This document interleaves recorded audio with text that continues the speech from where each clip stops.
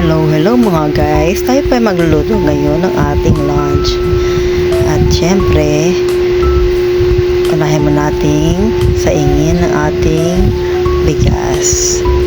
So magluluto po ako ng ating kanin. Yan po, gasan natin ating bigas.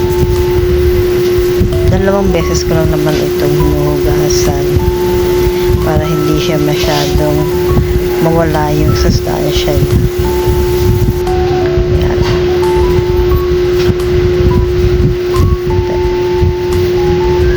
Hugasan ko lang siyang uli at saka natin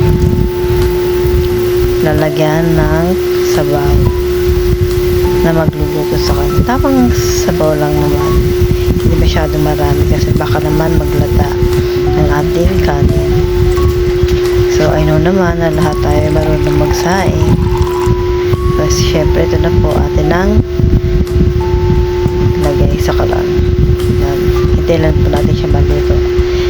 At then after nyan, kapag naluto na yung sinaing, tayo naman magluluto ng ulam. So, ang napili kong ulam ay yung ulam na pang breakfast. Hindi ako nakapamalengke, kaya ang lulutuin ko na lang ay nuggets tsaka hotdog or sausage. Sige po, prituhin na natin ang ating nuggets. Yan, ganun na makadali. So kapag hindi ako nakapamalengke, mostly yung niluluto kong ulam is yung pagmadalian lang na luto. At saka konti lang naman kami sa bahay, kaya nilulutuin ko yung tama-tama na sa amin. Yan po, prituhin na po natin ang ating nuggets. Nagpainit na ako ng mantika at ilalagay ko na po ang ating nuggets. Yan, sa tamang apoy, huwag masyadong malakas kasi baka masunog kagad yung ating nuggets at mahilaw yung gitna. So kailangan lang natin na i-medium high yung ating apoy, saka natin lagay ang ating nuggets. So hintayin natin mag-brown yung kabilang side ng nuggets.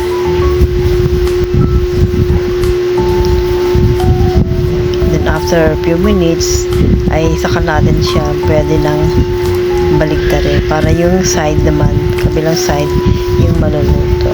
So hinintay po natin na maluto yung side, saka natin baligtarin.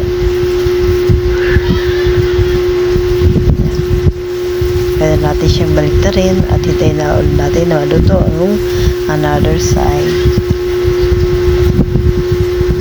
Then after na maluto na to, ay saka ko naman iluluto ang ating sausage.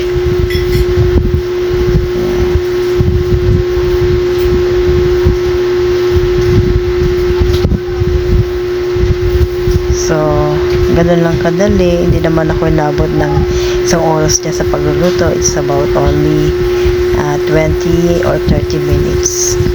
Sama doon yung pag-prepare, syempre. So, ganun lang kadali po ang pagluluto nito. Diba?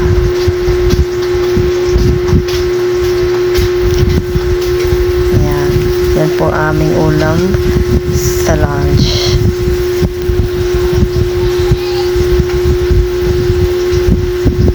Pwede na tayo mag-breakfast at mag-lunch. Diba? Nilagyan ko po ng tissue paper yung plato para ma-absorb yung excess oil.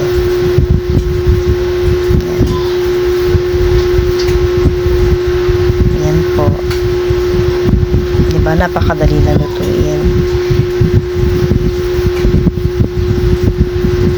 Napaka dinamnam nito. Sigurado magugustuhan ito, lalo ng ating mga kids. Hindi lang kids, pati na rin ang ating mga adults. Yan na po. Luto lang aking nuggets. Hintayin lang po natin ang ating sausage.